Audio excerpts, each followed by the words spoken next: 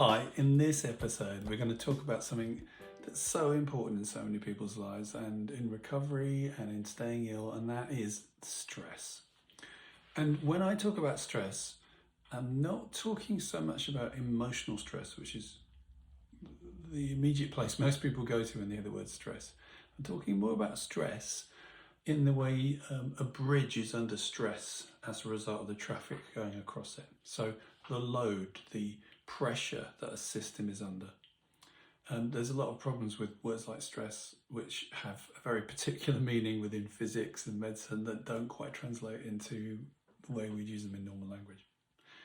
So stress basically means what the body is having to deal with. Another way of thinking about it is threats, the way it deals with threats or challenges. And when the body experiences a threat or a challenge, it means there's something it's got to deal with, there's something it's got to respond to. And that's fine. There's nothing wrong with responding to threats and challenges and new situations. It's actually quite healthy for the body to be under some stress. Because it means that we're understanding the world in a different way, processing information in a different way. The problem comes, like with the bridge, when it's stressed, when it's overstressed or it's consistently stressed, then it gets into trouble because it's now having to deal with things which it really wasn't designed for.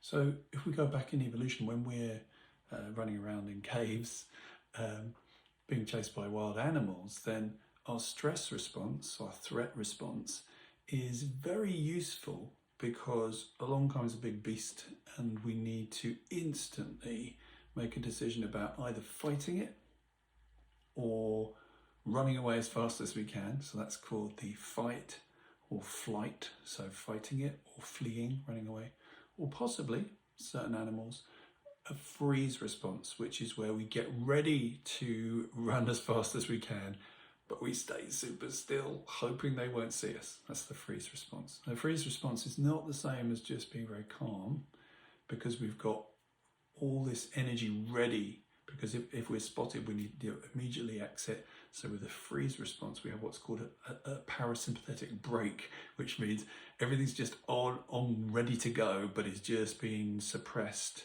So we've kind of got a dynamic between being ready for action and trying to slow our heart rate down so we can't be seen so easily. So flight, running away, fight, which is fighting, flight, which is running away, and freezing, which is this kind of staying still and ready to run if needed. Those are the three main responses. There's another one as well called fawning, but those are the three commonest ones. These responses all ensure that we survive, have the best chance of surviving. So fighting, running away, or being very still, very quiet, all to avoid or deal with difficulty. And to do that, we have to really switch on a whole bunch of very, very powerful systems in our body. So our heart rate is effective. Usually it's fast, apart from in the freeze response where it's temporarily shut down and quietened down, but ready for action. Changes our blood sugar levels, getting ready for action, changes the way our muscles are, how active they are, or in the freeze response, how they just shut down temporarily, but ready for action.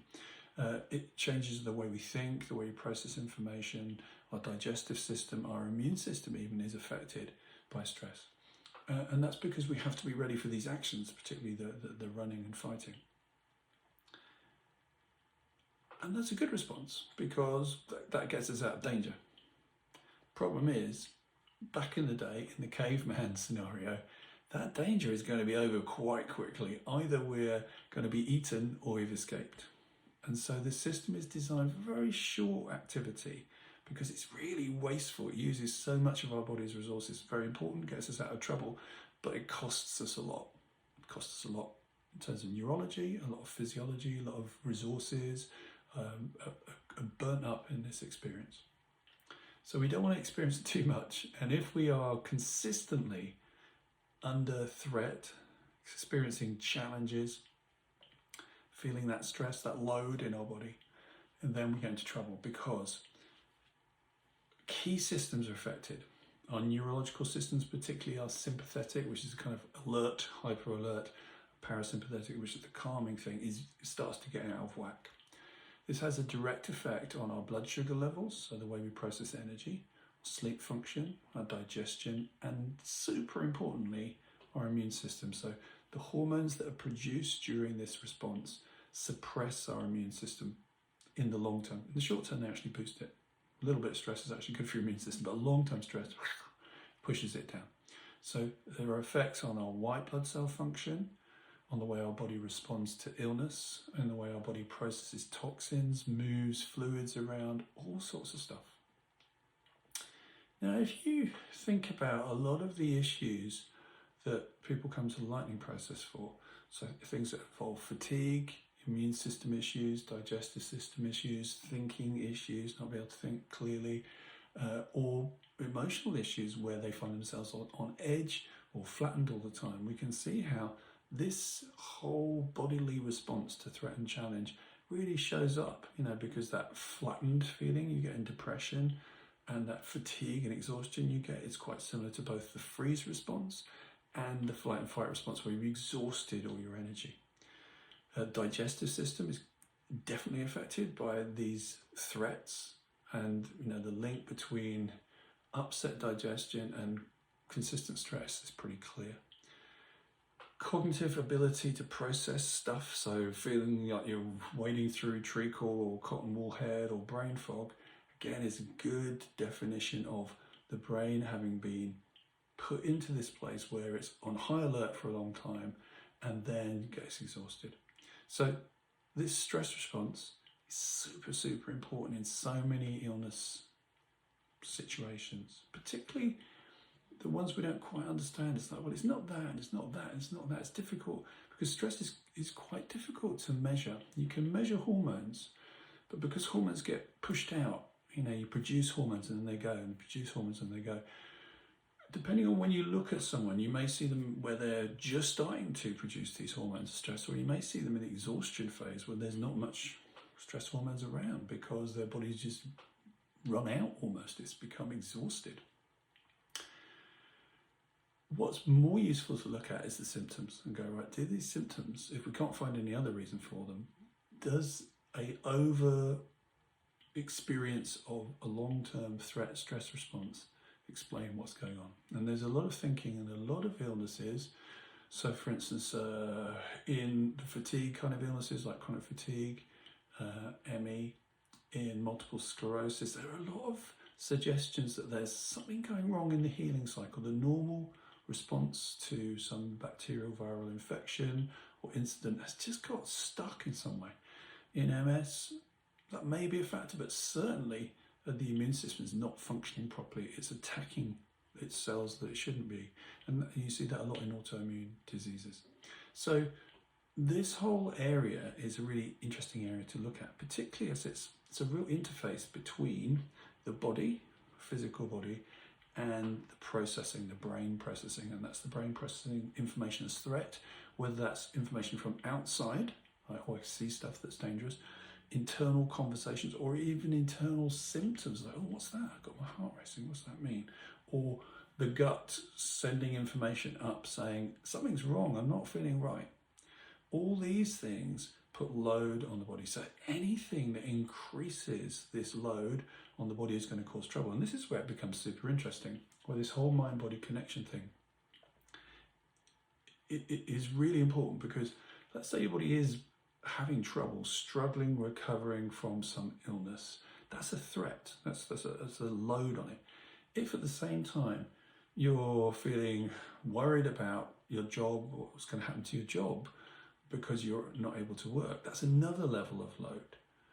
If you're also feeling like, I'm so tired, I can't move, because you can't move, that affects the way your blood returns to your heart, the way the fluids are pumped back into the circulatory system, the way the muscles are functioning. That's another load on your body. So there's lots and lots of levels that loads can occur at, and anything you can do to remove that load, whether it's improving your lymphatic circulation through massage or moving your legs, whether it's improving your diet to get your digestion better, or improving the way you're using your brain, or even changing the way your emotions are, all those things in a holistic world, looking at the best way to reduce the load.